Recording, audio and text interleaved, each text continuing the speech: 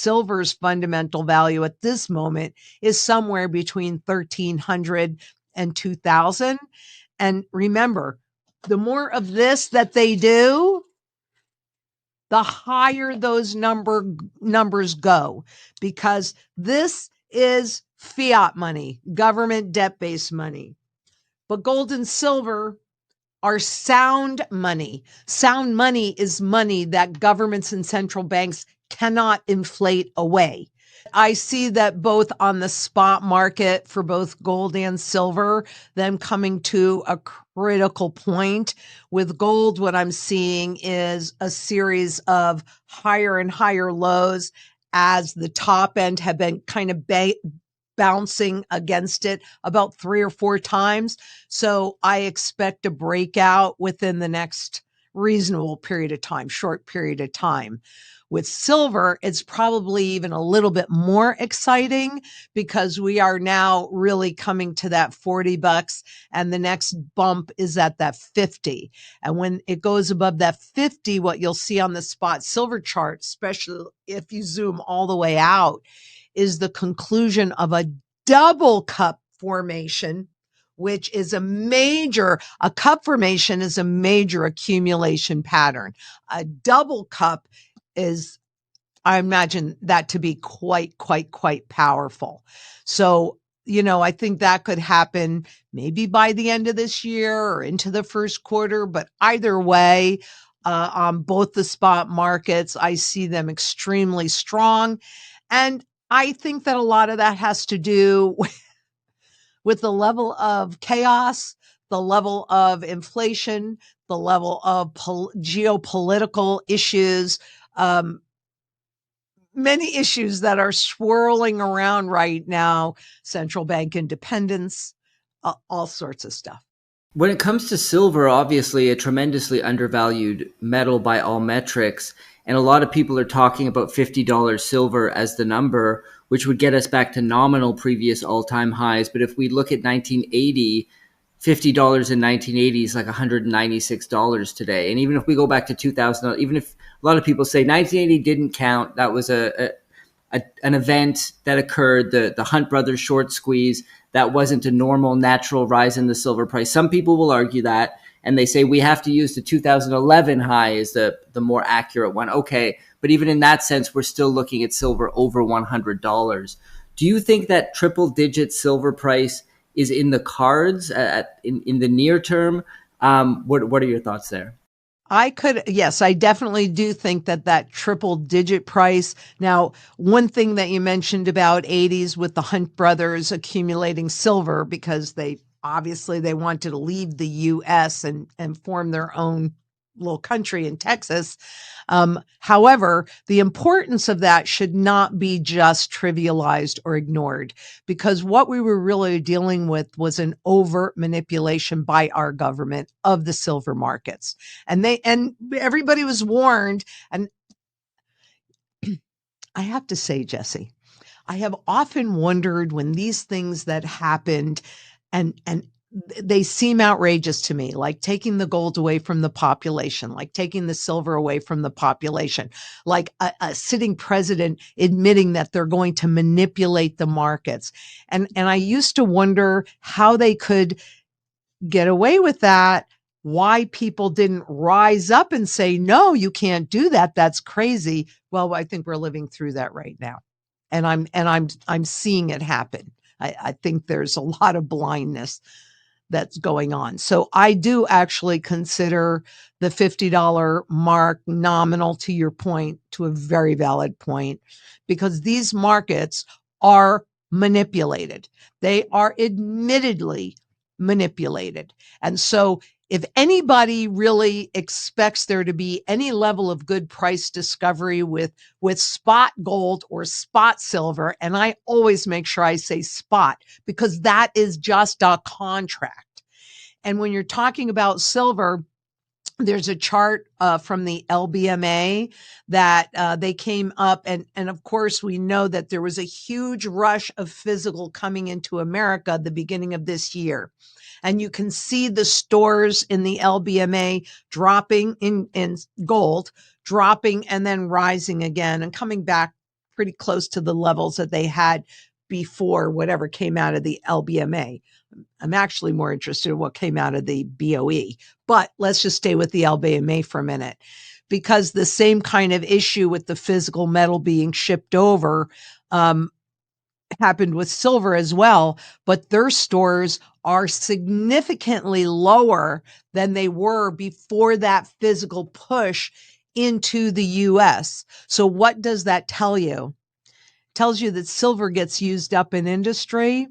And just like the SLV silver ETF that is supposed to be a basket of silver, they couldn't put the basket together. So back in, I don't remember whether it was 21 or 20, but they changed the prospectus. SLV changed its prospectus so that they didn't actually have to pull a basket of silver in, but rather all they had to do, which is what they were designed to do anyway, which is imitate the spot silver market.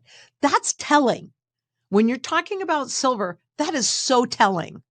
Well, one of the knocks on silver versus gold has always been that central banks are not buying silver. We've seen an interesting development. It's not as exciting as some are maybe making it out to be because it involves the SLV ETF that you've just been mentioning, but the Saudi central bank did recently purchase 932,000 shares of the SLV ETF.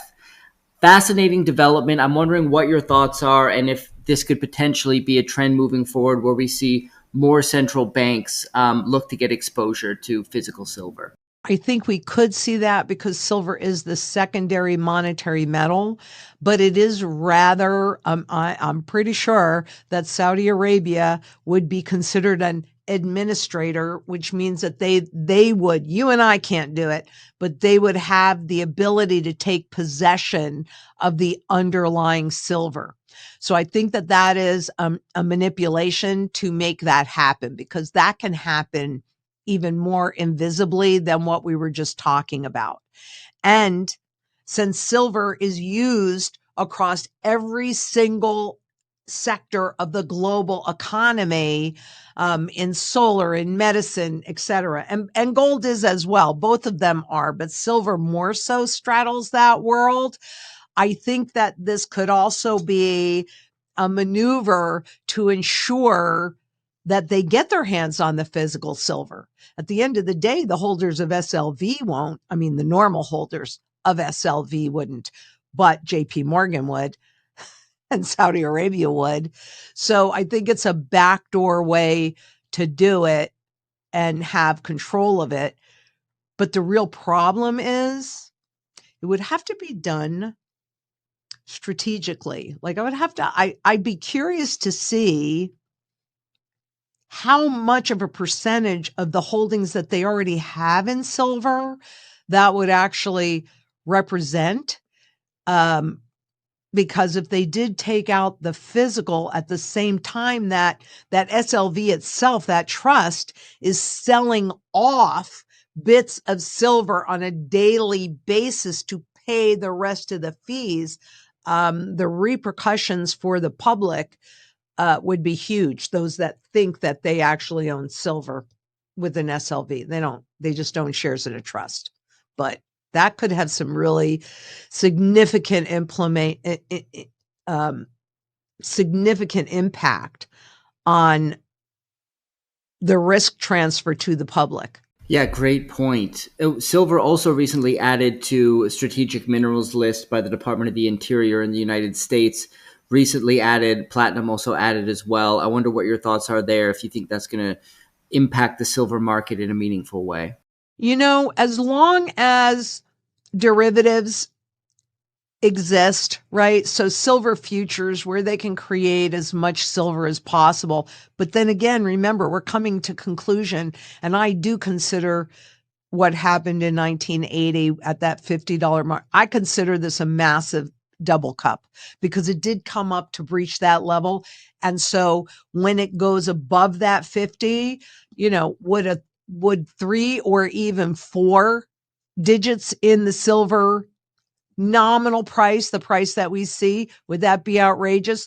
No, it's worth at a minimum $1,300 an ounce. And that's just based on the 20th to 1 that historically we were. These were both, well, it's peace dollar. Okay. These are both $1, little $1 gold coin and a silver dollar. So that's a 20 to 1 ratio right there. So according to my calculations, you're looking at the true fundamental value of an ounce of gold at somewhere between $33,000 and $40,000 an ounce. But that also then means that silver's fundamental value at this moment is somewhere between $1,300 and $2,000. And remember, the more of this that they do, the higher those numbers go, because this is fiat money, government debt-based money. But gold and silver are sound money. Sound money is money that governments and central banks cannot inflate away. They can manipulate what you see through the use of garbage derivatives, but they cannot inflate it away. The point is they are both money. They're just the opposite sides of that money coin. And as this loses more and more and more of its purchasing power value, these go up in nominal terms. But what they really do is they create a bridge, because when one currency goes away, another one comes in. It's just that you need something and I need something. We need something that will hold its purchasing power intact to get us from one system into the next system.